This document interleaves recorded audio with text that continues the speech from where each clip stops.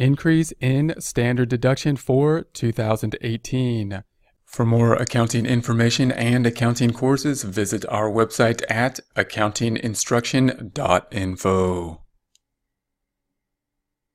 There is an increase in the standard deduction, a substantial increase in the standard deduction for 2018 as compared to 2017. For example, single or married filing for 2017, $6,350, now at the $12,000. Married filing joint, $12,700, now at $24,000. Head of household, $9,350 up to $18,000.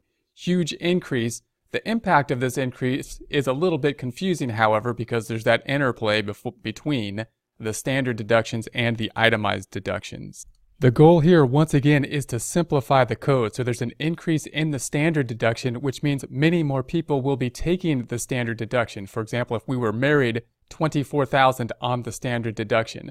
That means that in order to itemize, we would have to have itemized deductions that would be greater than $24,000. The goal here to simplify the code is to have most people to be on the standard deduction, and that'll make it more easy to file because we'll just take the standard deduction unless the itemized deductions are greater.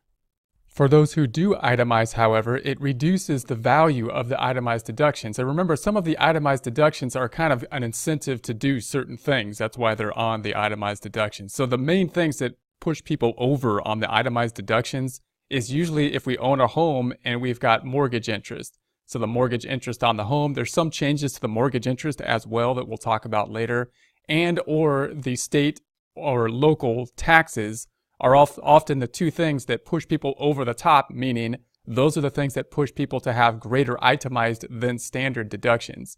And there's going to be a cap as well on the state taxes, which could lower that substantially.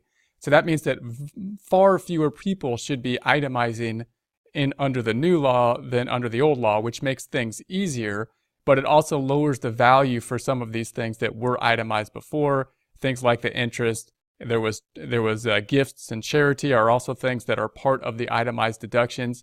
A lot of people may lose, I guess, some incentive to give to charity if their incentive was just to get a tax benefit on it, because we're not going to be able to deduct that unless we itemize. So some of these items on the itemized deductions are of that nature. So whether or not this is going to benefit us or not depends on whether we itemize or not.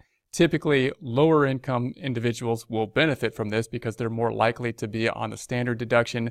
People who have higher income may be harmed from this, and it might be people who live in states that have higher living standards as well, just the cost of living being higher, because they're going to be more likely to have more mortgage interest and more taxes, which would help them more under an itemized deduction setting.